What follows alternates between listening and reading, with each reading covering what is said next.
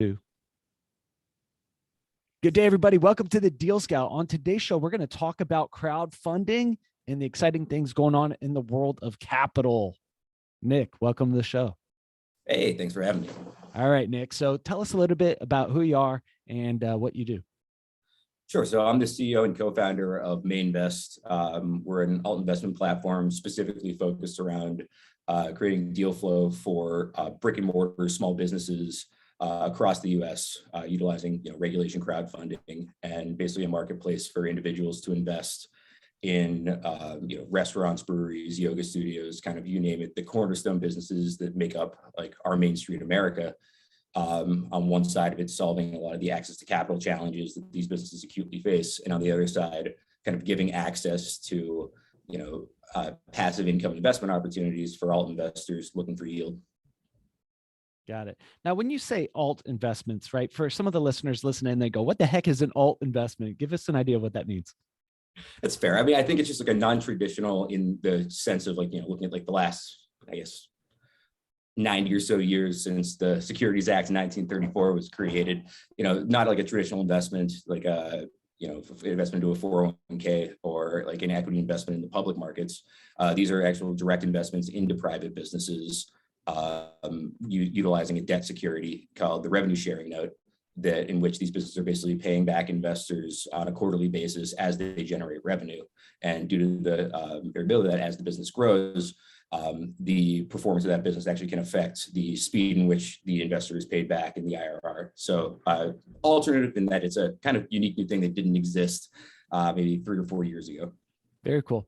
All right. So yeah, this hasn't been around forever. 1934, they started writing, SEC started working on things about investments and what you can and can't invest in.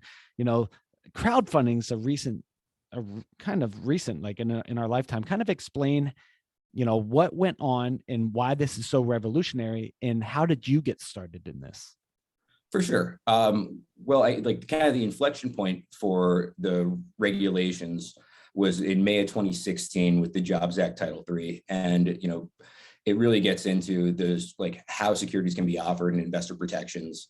And, prior to that, if you wanted to invest in a private company, it needed to be listed on a public exchange, like the stock market, or you had to be what's called a credit investor. So $1 million of net worth outside of primary residence, or I think it's like $250,000 a year in tax returnable income for the last 2 years.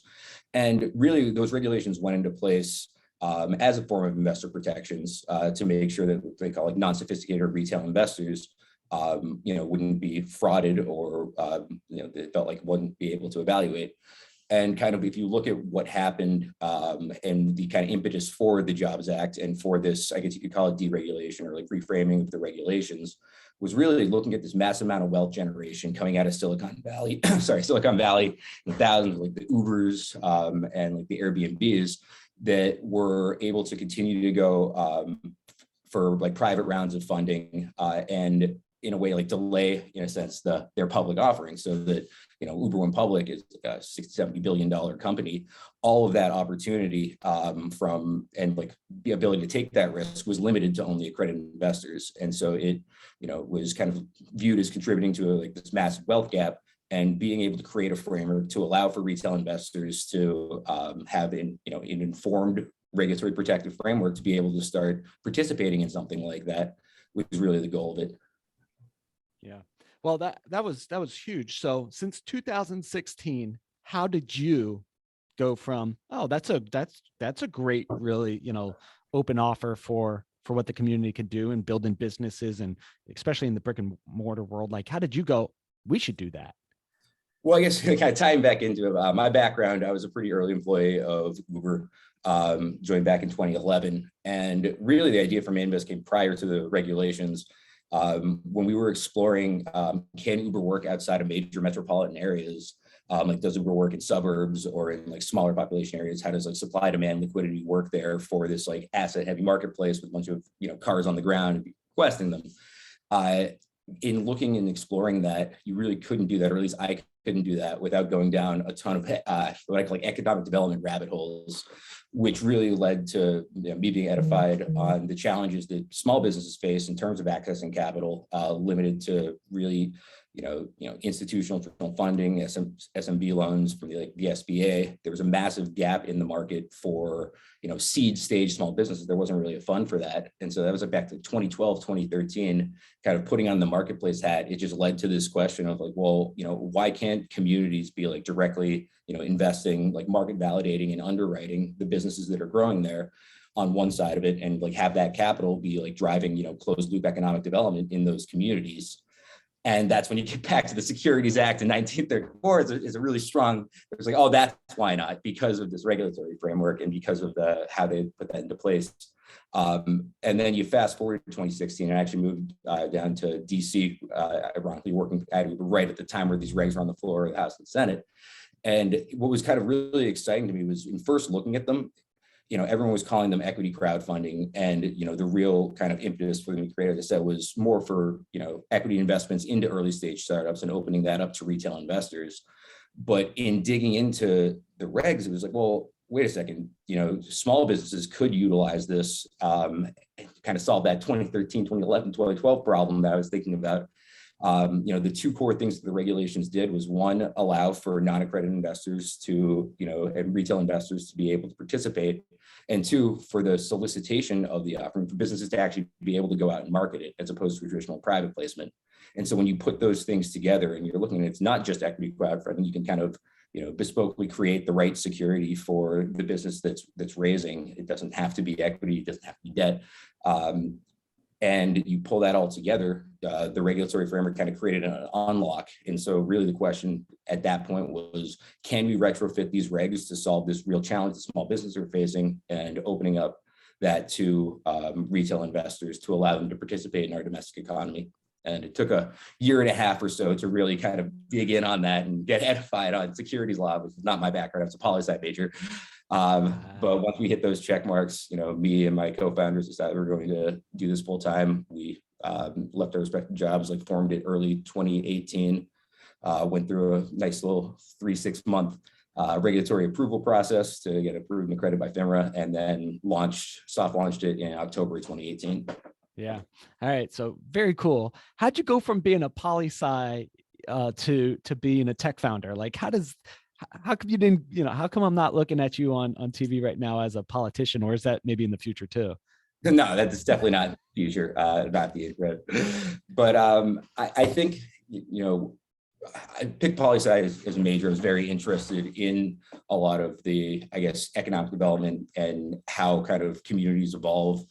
And really what brought me into tech was Uber, and just seeing on more of the business side of it, looking at this, asset class, or all these assets of, black cars at that point in time, because it was pre-Uber X, that were just sitting there underutilized, and this kind of using technology to really around supply utilization. And when supply utilization can solve that problem, you have on one side of the marketplace, these small business owners, black car drivers, able to drive a lot of incremental revenue by being able to match them with people that are just in need of a ride.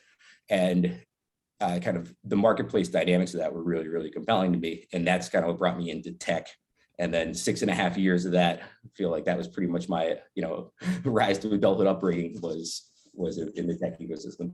Yeah. Now, if you and I went back in time where you were in, high school or something like that, and we said, what do you want to be when you grow up? What would you have said in high school?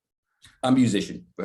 Oh, really? Yeah. I was in a very, I would say awesome for our age, pop rock band time. We took it pretty seriously. Nice. And it ended up all of us actually ended up going into tech, and 2 out of 4 of us end up founding or co-founding companies down the line. It's kind of funny, that transition. Maybe it's that mix of left brain, right brain. What was the name of your pop rock group? Red Summer Sun. Oh, very cool. Very cool. Did you, what position did you have in the band? Were you the drummer? You're a drummer. Yeah. Very cool. Very cool. I'm a wannabe drummer, probably, a C rated, so I could keep a 4/4 count, but other than that, man, not much. So I feel like these days I'm probably a D rated. Back then I consider myself B+. Well, that's pretty cool. So, all right. So as you're building this, right, you guys said, let's quit our jobs and build this business 2018-ish, right? Now, what were you doing in 2018 and and you had to quit to get into this. What was that looking like?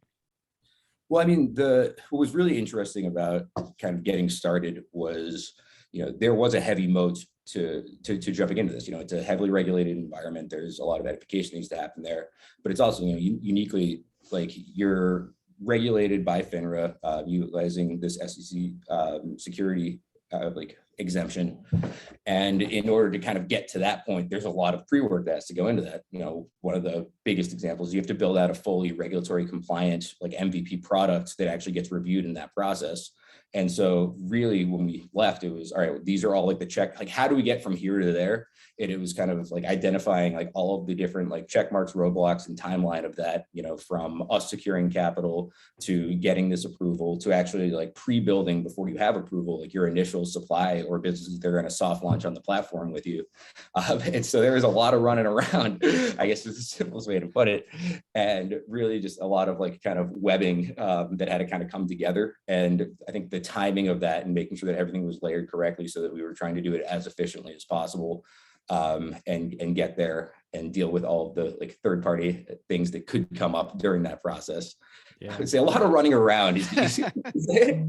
It's a lot of reading, man. I was reading through some SEC stuff, and some of the SEC stuff could be hundreds and hundreds of pages, and you're just trying to find the question. It's Spanish, man, to me.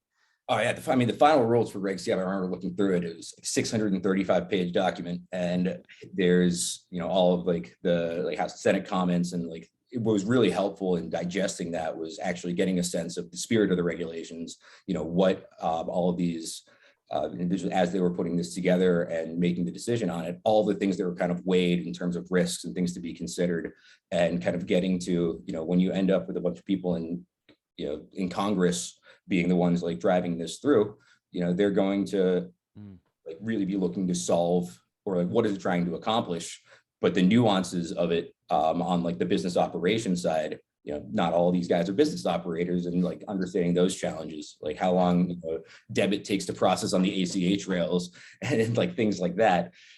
So trying to kind of dissect all of that and figure out, all right, like from regulations to business operations, like how do we maintain like a best in class, compliance toolkit as a small company and be able to service this? Because at the end of the day, like our core kind of responsibility here is as like protectors and stewards of these investors that are coming onto the platform, and making sure that they're, they have full understanding and like full diligence to be able to be done, to be properly informed, to make these risky investment decisions into private businesses. Yeah.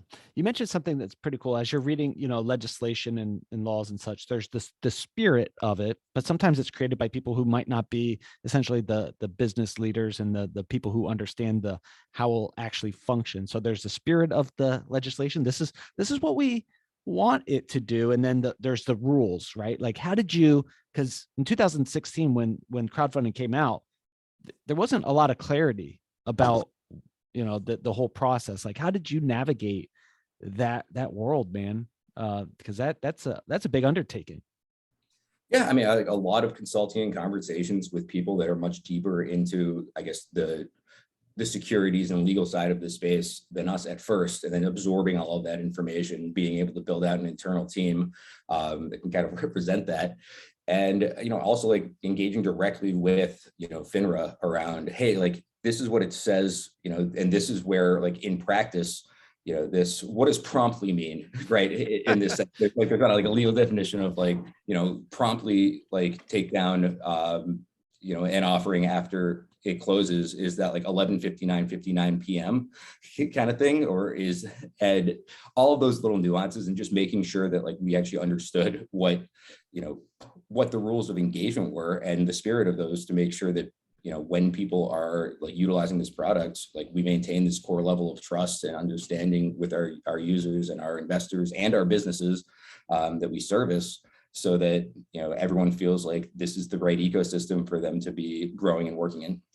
That's pretty cool. All right, so you and I are hanging out. We're at a coffee bar or a bar, right? Depends on what time of day it is, and we go back in time, and we're hanging out with the younger Nick, who's about to quit the job and dive into this in 2018, right? So we're sitting there with the younger Nick. What would you say to yourself that the day before you jumped? What kind of advice would you give yourself?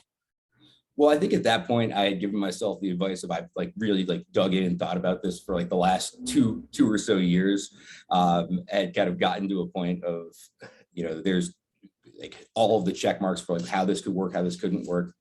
There was a lot of pre-prep and like foreshadowing, both on the regulatory side and ops side. I think what I would have said at that point, and maybe it's like, because we had anticipated and kind of built out like cases for like all these different challenges that could come up that could be preventative of something like this growing and scaling, from like recessions to like capital access challenges, all these different things. And I got to say, the one thing that we didn't foreshadow was this global pandemic that definitely adversely affected. You didn't see that coming? Didn't see that one coming. I'll be honest. I consider myself a decently intelligent guy, but that one didn't come up. Yeah. And so, with the challenges that presented acutely and being able to navigate through them, and we were able to do that, and it was amazing. And seeing the resilience of the small business asset class and their performance against this was incredibly impressive. But it was a slog at different points in time. So the one thing of advice I would have given myself was maybe like 2 or 3 additional months before jumping to the transition and like going to like Greece or something for like a week. It didn't take a lot of time off in between. Maybe it would have taken like a little month or so. Yeah. Because I mean, what's it like being, so how many partners are there in the founding team? 3. Okay. So what's it like being, part of a founding team of a business that's doing some incredible stuff and helping, brick and mortar businesses raise capital and have access to capital? What's it like being a part of a founding team, and what's your specialty within the team? Well, I mean, I think what's amazing about what we're doing, and kind of to what you're getting at, is like we have a really solid and consolidated mission that we built this thing off of. And when you talk about the like what gets you up every morning and that ability to go out and do this and get through those like slogs of challenges, is every time, you're like scrolling through Facebook and you see a business that raised capital, like open their doors, or you see like the posts of like the build out of this, and you look at this kind of machine building machines that's driving entrepreneurship in a way that's a lot less talked about, I think, than like the more traditional, like early tech, startup scene entrepreneurship. That I think gets a lot more airtime. The founding team that we have all is really aligned on that mission, and that is kind of what brought us together. And then the challenges that come into taking something like that and trying to build out this future state, really the future state infrastructure for our domestic economy, which is kind of our end goal, and being able to service small businesses in better and more efficient ways across the entirety of their life cycle. I think that's what we're all aligned on. And as you grow and you build more supply liquidity and get more great businesses that come on and go through this and start to see the challenges they're facing at different points in their life cycle, and be able to think through different things that we can offer on our platform to help service that, that's there. And I think where, I fit in, is like the CEO and, I guess chief ideator, in the sense that this was, this was my baby to start, and I had a bunch of amazing like-minded people. One of the biggest skill sets that I feel we've built here is around building our culture and having, at this point, like a 25-person team from our first team of founders, and continuing to grow of people that all are coming in and believe in what we're doing. And, it feels much less platitudinal than like the traditional Kool-Aid thing. And we have all this stuff that we can kind of point to and show that like these businesses are thriving despite all of these challenges that you're hearing about in the mainstream media.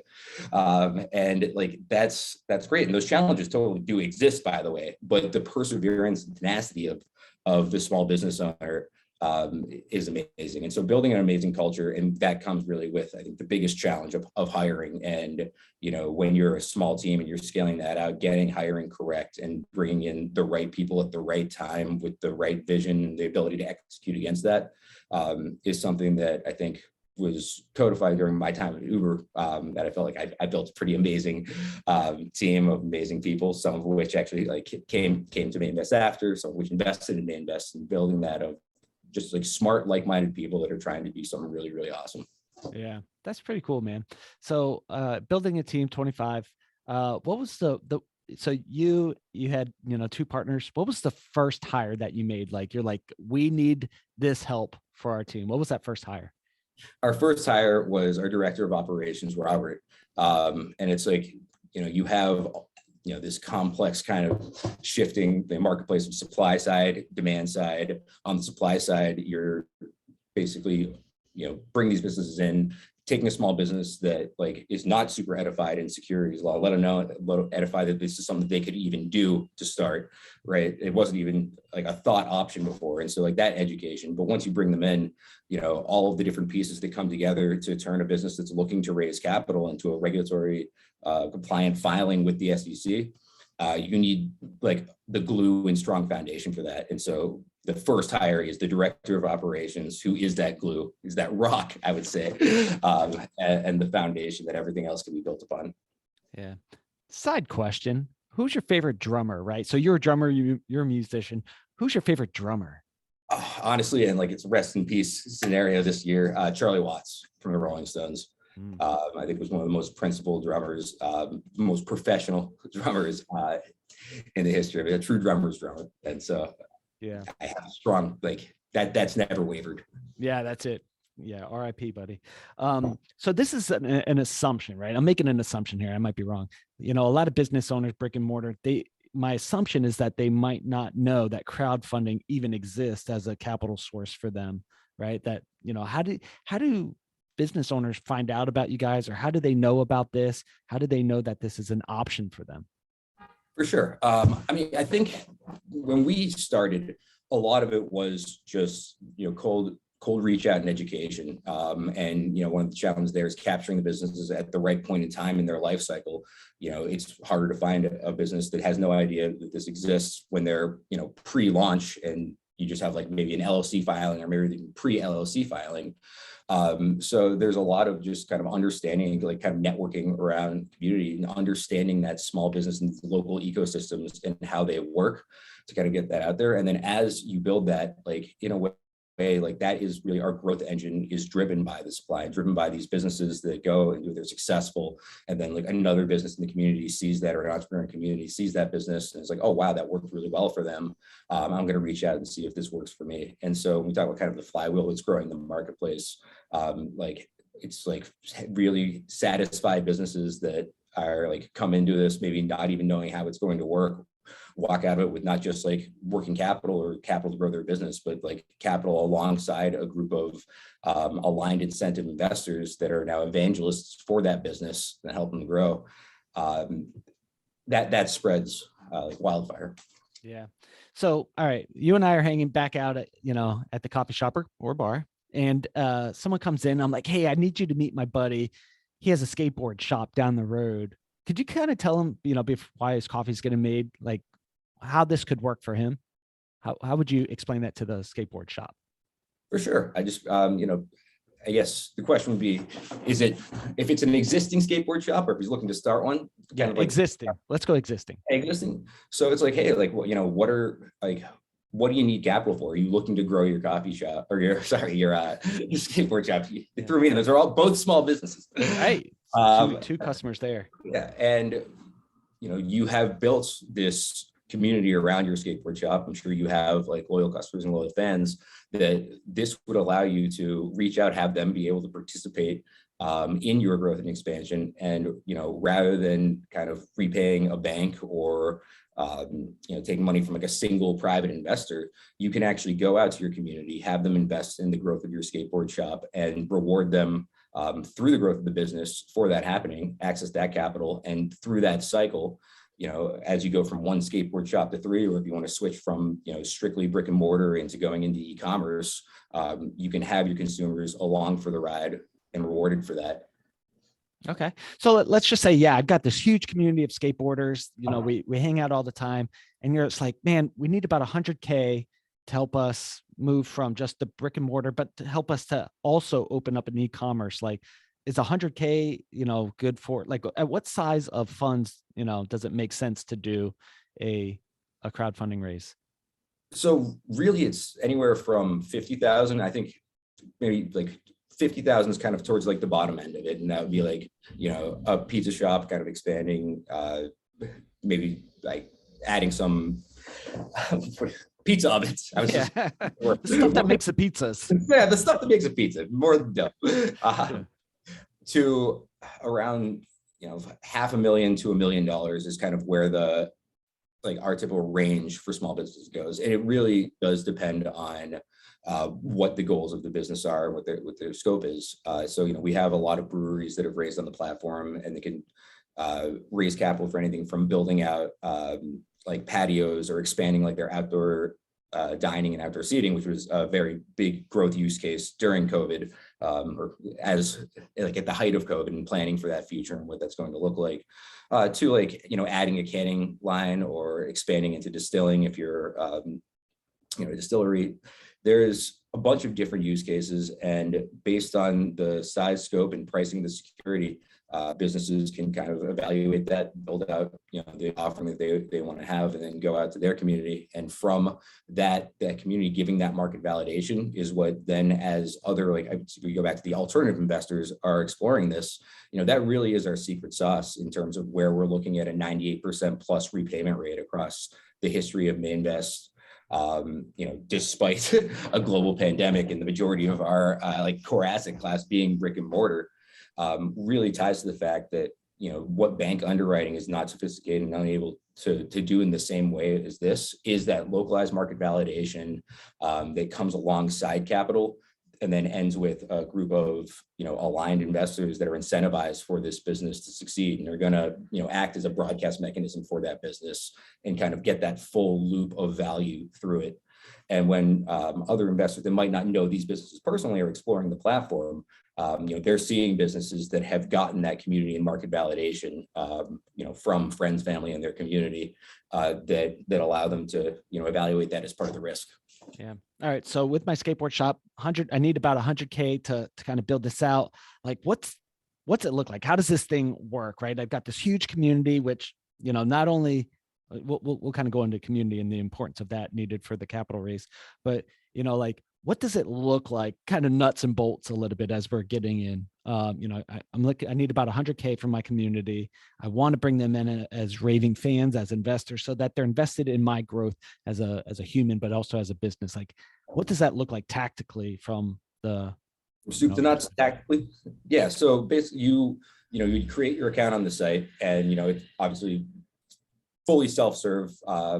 You build out your offering page, or basically build out your listing. And there's kind of two components to that. There's the administrative level components, or application level components around what are the requirements for disclosures that you need to be giving. So if you're an existing business, you're giving investors past 2 years of historical financials to be able to review. You're building out your pro forma financials, structuring your revenue share based on those, and kind of pricing that. And obviously we do assist with businesses that are need to be edified on that, and work with them to kind of play that investor role around offering a compelling return that makes sense for the business.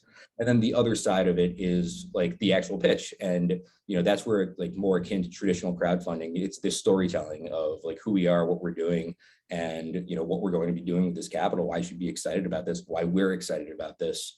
That all kind of comes together. And then we can click a button and it auto generates a 28 to 35 page, it's called a Form C offering memorandum, which then gets filed for the business with the SEC. And upon that filing, they file the exemption and are able to go out and start publicly soliciting for that. And we have our business success team that works with them, almost as account managers, throughout the entirety of that process, helping them with the tools and tactics to kind of get that word out. And then as that market validation comes into play, then we're able to assist and have it listed on the site, start opening it up to investors and main investors on the platform that are then evaluating these opportunities as they come in. Okay. So great. We're going to go through this process, right? Let's just say I'm a unsophisticated, non-sophisticated investor, which I don't even like how they say that. Just because grandma didn't leave me a bunch of money, I'm unsophisticated, right? Right. The accreditation process being money, we can get into, that's a whole nother conversation. But I mean, moving on that as well. And I've been talking a lot about different forms of accreditation that aren't tied to, generational wealth. And, a CFA chart holder should probably be considered an accredited investor, even if they haven't stacked $1 million, right? Right. Exactly. I could tell I hit an exciting point with you. Actually, let's talk about that, right? Grandma left so-and-so a bunch of money. Now they're considered an accredited, sophisticated investor versus this person who has their MBA, they're maxed out in debt for school loans, but they've got their PhD in finance and they're an unsophisticated investor, right? This platform is for people who want to be investors in brick and mortar, and they can invest. What's the minimum investment amount? $100. $100. So for people, for deal makers out there who are like, man, I really like that pizza shop. I really like that skateboard place. I really like that hair salon. They could be a supporter, an investor, which has never been able to do in the past, right before this law, or at least legally. But then they could be a part of that growth, and they could become an investor in small and local businesses, right? And that's what your platform allows people to do, essentially. And that's what we're super excited about. And again, that's where tying that into our role. And yeah, I do hate the term not like unsophisticated. I think we use like retail investor, maybe as an easier way, or alternative investor. But yeah, for like a member of the community that's evaluating this, I think our role as investor protector and like in enabling that to happen for the first time is really around, disclosures and understanding like this isn't like a guaranteed return. You're evaluating this based on specific business. To there's like 4 or 5 points of like check marks that we have as someone goes through the investing process to really like hammer that in and make sure that people understand that this is the risk return profile. We believe is business by business, like meant to be priced like accordingly to that, but there is risk alongside any investment. There is risk, and so for a retail investor or someone that is like just starting to foray into investing, it's super important that's understood like almost as a baseline before you're getting excited about investing in this super sweet brewery down the road from you. Yeah, but that's so cool so I could start teaching my daughter, my 8-year-old daughter. I have 3 kids. I almost said 4. Holy moly. I hope that's not a prophecy because it wouldn't be mine. But I could start teaching my my daughter about investing in local businesses, right? So, all right, we're setting aside $1,000 as a family. We're going to choose 10 businesses that we invest in, right? And we could take a look at that. This is so cool. That's better education right there. In terms of investing than probably a lot of schools are teaching. Absolutely. And that's something that we are very, very excited about. And I think what's drawn a lot of people to the platform is really the tangibility of it. And kind of in understanding, you talk about sophisticated versus unsophisticated, or retail versus accredited. If like when I'm going on and like looking at like an equity offering or something that's pitched to me, and it's a solar energy company that says they're going to 10x reduce like factorially the cost of transfers of energy, like I'm attempting to do like underwriting and diligence on that. Like VCs have entire teams doing that diligence, like with expertise in the space. When you're talking about like a cash flow focused brick and mortar business, like a restaurant, bar, yoga studio, brewery, those are like the ones that really, I think, come to mind.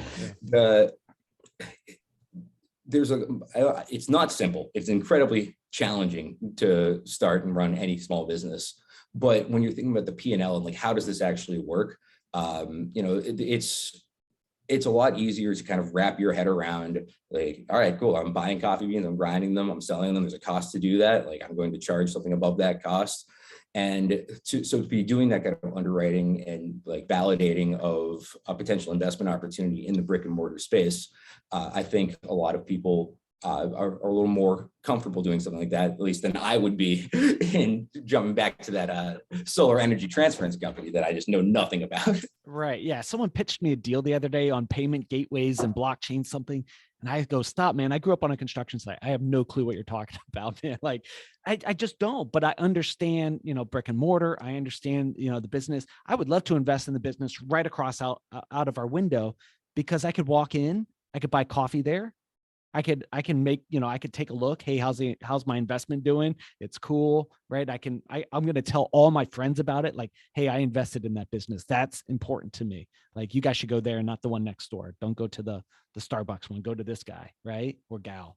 So we're sitting having a coffee with my 8-year-old daughter, and you're like, we're teaching her a little bit about investing in local businesses. And she's put $100. She saved up her money, her Christmas money, and she has $100 and she's going to invest it in a local business. Like, she goes, well, what's in it for me? Why should I invest in a local business or something rather than go buy another pony Barbie doll or something like that, you know? Could you kind of break down on the investment side for the investor? What's the value proposition? For sure. So the way the security is structured, it's called the primary security utilized that we built out is called the revenue sharing note. And so it's designed as a technical debt investment where you're getting a percentage of the business's actual gross generated revenue over a period of time up until a total amount of principal plus additional return is hit. And businesses call it like the cap. So say you invest in a business with a 1.6x cap, you're investing $100. Basically what the business is saying is you're going to get like Y percentage of our revenue every quarter as we generate it up until you've received that $160. And that $60 based on how much time it takes for that to get paid back to you is your return. And, businesses on the platform are pricing these, in like the 10 to 20% annualized interest rate range, which is seems to be pretty compelling for investors when looking at some of the different yield options for retail investors out there. And so on the purely financial sense, that's how like you would evaluate kind of your potential return for that security. And then again, beyond that, I think a lot of people are excited that you can do that while also, directly supporting entrepreneurs in your local economy. And when you have that on such a local level, and I call it like closed loop capital, where you're taking a portion of previously inaccessible investable income in a certain area, putting that directly into business in that area, having that lead to job creation, to returns to those investors that can like recirculate that into that local community, it does accelerate the economic development of these different areas, and also kind of democratizes and putting into the hands of people in the community where they're able to, surprise, if a bunch of people say they want a bakery on the street corner in their community and they're willing to vote with their wallets and make that happen, that does tend to affect the success rate of that bakery compared to your average, start with a small business. Yeah, that's so cool. I love the idea of voting with your wallet, right? Because I could say, man, I would love to have a bakery there. I'd go there every day. All right, put your money where your mouth is. Invest, 50 grand or whatever to the business, and then let's see it go. All right, so back to the skateboard guy. He goes, all right, man, this sounds like on my end, what do I need to do in terms of reporting, or how do I pay back this, the investors? Like, how does it work there as I'm figuring this out? No, that's a great question. And obviously, if we didn't play a role in that, it would be a little more challenging for a business owner to be like, oh, so like every 3 months, I'm going to write 150 checks. I got to mail them out.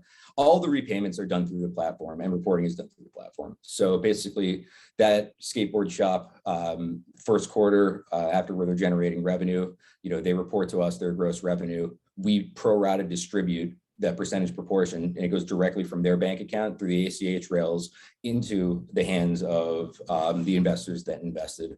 And then every calendar year, we actually collect federal tax returns, run those against the projections. So as a fraud prevention method, which can come up.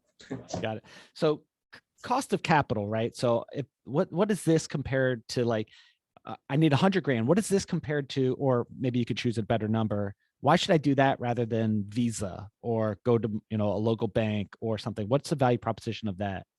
Well, it really depends across the chain, right? Like if you're talking about like, why should I do that as opposed to like taking out like a line of credit? The pricing on this is really what the businesses are pricing it at. And so I think the way to think about cost of capital here is businesses set prices, they're going out to the community, and really you have much more of a free and open market that's actually able to evaluate that and make that decision. So when businesses are pricing their securities, they're doing it based on what they believe the risk return rate of that is for that. And when they're comparing it against other things, like the primary value prop is being able to secure that capital, have it being tied to revenue creates a sense of flexibility where, say, when your pizza oven blows out and you lose 2 weeks of revenue, that's a risk the investors are taking, but that also allows you to, rather than having a fixed term loan monthly payment, have some of that flexibility. And like that's like a small case of it. I think a larger case would be if you're like forced to shut down for 3 to 6 months due to some like massive environmental event, then businesses that have that type of flexible capital are actually able to weather that storm and then turn it around, which is what we've seen, and not like shut down. And when those businesses have to shut down, yeah, they're defaulting. Investors aren't getting those returns and the banks aren't getting those returns. But through that flexibility of the capital, being able to weather that storm and grow through that, like the end result is better returns for investors and more successful businesses. Yeah, I like that there's like this open market where it's like, so if I'm asking for some capital from my local community or from investors wherever, right?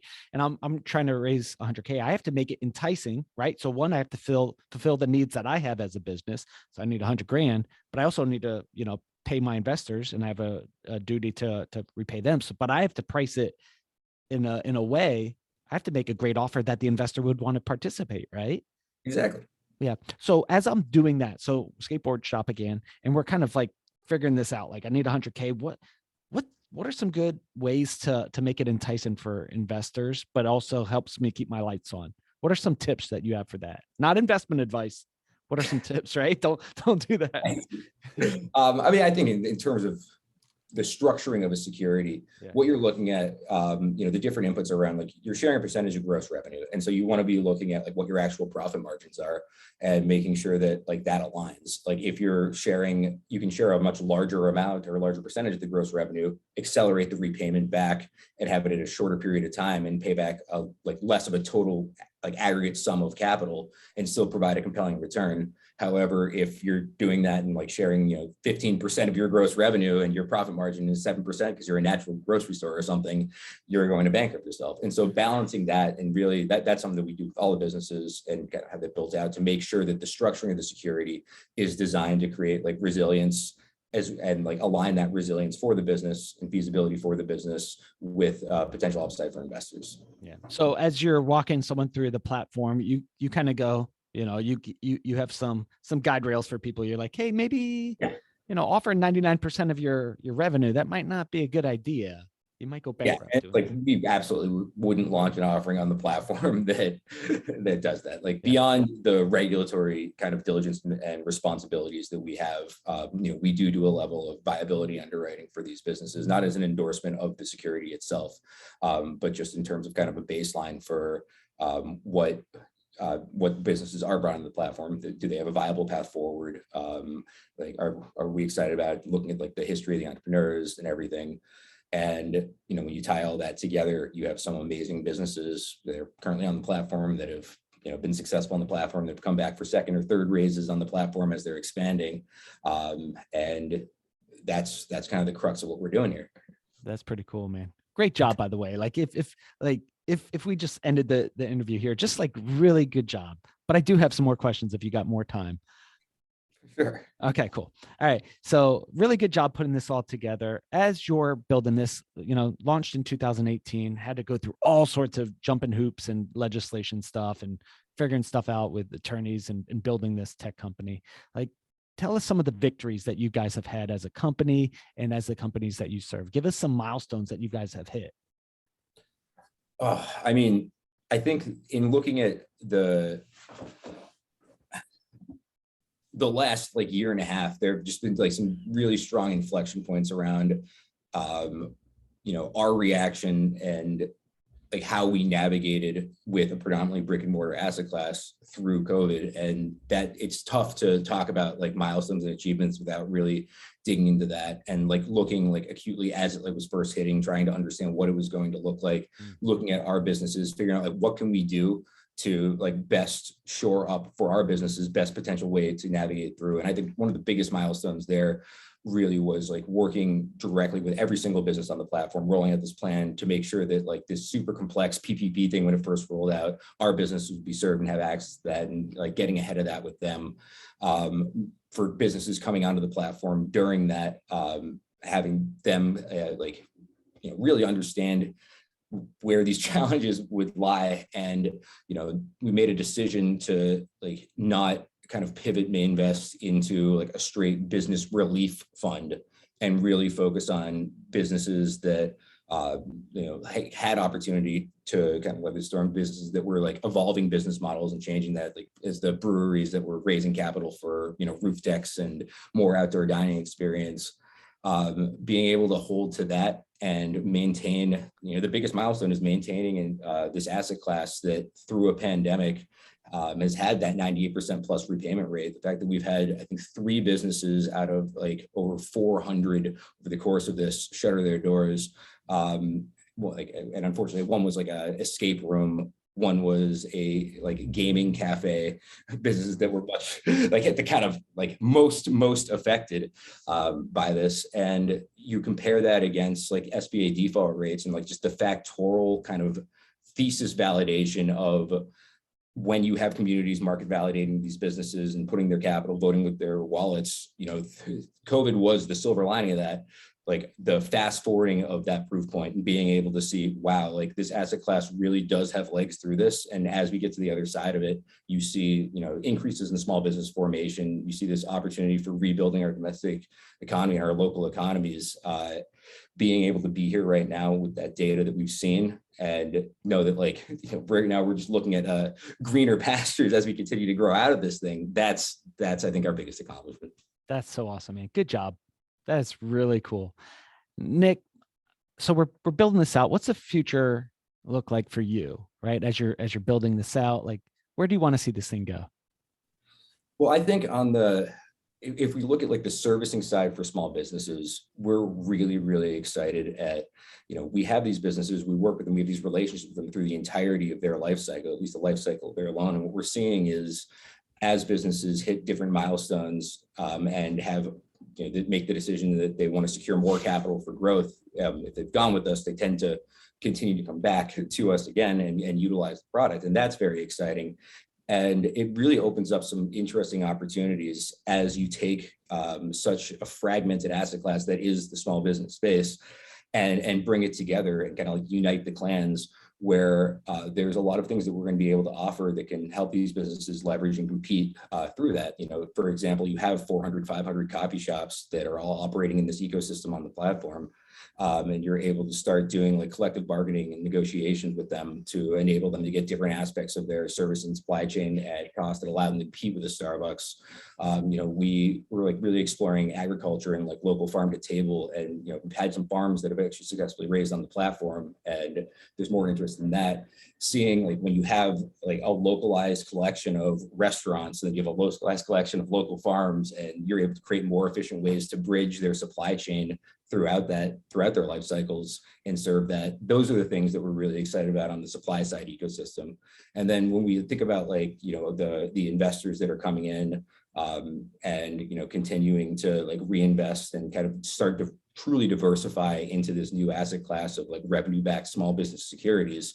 I think there's a lot of cool opportunities that we're looking at in the future around, aggregating kind of different things and having like localized real estate offerings that like tie in where people are really able to invest across the scope of brick and mortar and the scope of their communities and expand that, and how all of those things play together when they get consolidated. That's, like when we look at where we want to be in 5 to 10 years, it gets back to that kind of like the back end infrastructure and like domestic kind of almost like plumbing that enables like vibrant, really efficient local markets. Yeah, I love the idea. I mean, as you were talking, I was like writing down these thoughts, like the idea, like you're raising, capital for a local coffee shop, but you get to be, let's just say there's 500 coffee shops on the platform and they're in different locations, like the collaboration, collective bargaining, right? Where you can, negotiate, maybe buying power, where you could talk about, hey, what worked for you? What worked for me? Like that is so powerful. Building that is very cool. Good job. As you guys are growing little ecosystems of people talking. That's cool. I wish more businesses talk to each other, right? Hey, what works? Right. What didn't work? How'd you fail? Nick, as you're building this out, what are the things like that most excite you? Like if you could solve one major problem, you and I are hanging out 40 years from now and we're like getting ready to retire or whatever, and you look back and you're like, I solved that one problem. What's that one thing that you're like, I'm glad we won, we did it, we accomplished it? What's that look like? I think it really does tie back to like this is the problem that we're looking to solve. It starts with access to capital, but the real challenge of like how do you kind of create more vibrant and efficient like local ecosystems? Like if we've won, then like you will continue to have local entrepreneurs that are building amazing things, growing them, and like kind of that return to like strong locality. If we've lost, like we're just going to be eating at Olive Garden 5 nights a week. And I think that's, if we're sitting 40 years from now doing that, or sitting 40 years from now and just like chatting like this, having just like delivered food from a nameless ghost kitchen that we have no connection with, have no idea what the quality is going to be, have no idea who it's serving, and never leaving our houses because technology has advanced at that level. Like, to me, that's a loss. And maintaining that local connectivity by enabling, like using tech-enabled tools to empower local entrepreneurs. That paradigm. An entrepreneur doesn't have to be building a $50 billion company. We have many more entrepreneurs in the U.S. that are serving their communities, providing that value, and building great businesses. And we want to accelerate that over the next 50 years. Got it. So let's just say in the next year, 2, 3, how much capital do you want to see go through the platform into local small businesses, brick and mortar businesses? What kind of numbers are you looking at that you're like, man, we're crushing it, we're really doing good, we're making an impact? Yeah, I would say like right around like 20 million now, and the majority of that was in the last year, which is pretty exciting. So I think we're looking at like a 10x factorially over the next year, 10x factorially over that, and in order to service that, like we are going to be continuing to build the team. And I think what's exciting is when you're looking at like how do you best service that, it really ties to amazing entrepreneurs coming into and learning about the platform, and that kind of effect of every time an amazing business like comes on the platform, launches in this area, 20 to 200 businesses that had never heard about Mainvest before see this flagship cornerstone business in their community doing it, and that comes in. And so in terms of building out the ecosystem, do tend to think factorially about that. Yeah, that is so cool. Wow, great job. Nick, as we're going through this interview, what question should I have asked you that I screwed up and I didn't even ask? Like, hey, this is a question you should have asked me, Josh, as a— That's the drummer question, which I really appreciated. Honestly, I think that gives you points where maybe people can talk about. But that's a great question. I think what you didn't ask is, how do you find these businesses? Like if you're an investor looking for it, go to www.mainvest.com and check it out. And we'd love to have people that are evaluating these join our community of Main investors, and start to explore and take hand in building out our local economies. Yeah, I'm going to do that with my daughter, right? So I'm going to start teaching her about investing, and we're going to make we'll make an investment. We'll take a look at it. Maybe I'll get my kids competing against each other to see who makes daddy the most money. So that might be something that we do together as a family. That'd be a fun exercise. So you mentioned people could go to the website and and do a deal there. So that's for either investor or maybe the business looking to raise some capital. Absolutely. Okay. We have one website for both. Got it. So in terms of, I thought of this, let's just say I need, 100K to really build my business, like time frame wise, like how long does it take to get up and running, to get started, maybe to a successful raise? What are some expectations there that I can take a look at? I would say like if you have your plan set out when you're coming to the platform, like what you need, what you're going to do, how much you need, it's going to be maybe like 5 days of on and off kind of gathering, and we can get you launched on the platform. In terms of timing for raise, it really is business dependent, but like average like 30 to 45 days for every business in like the 250K range, and like if a business is raising 500 plus, maybe like 90. Okay, very cool. Very cool. All right. So for fellow deal makers in the audience listening in, right, maybe you're raising capital, maybe you'd like to invest and, take a look at opportunities to deploy some capital into some businesses in your area. We'll put all that contact information in the show notes. So if you're driving, drive safe, but you could always click on this and then head on over and to Mainvest, and let's invest in some local businesses. That sounds really awesome. Thanks for coming on the show, Nick. I appreciate your time. Fellow deal makers, do some deals, reach out to our guests, say thank you, and we'll talk to you all on the next episode. See you guys. Nick, hang in there. I got some things I want to chat with you about.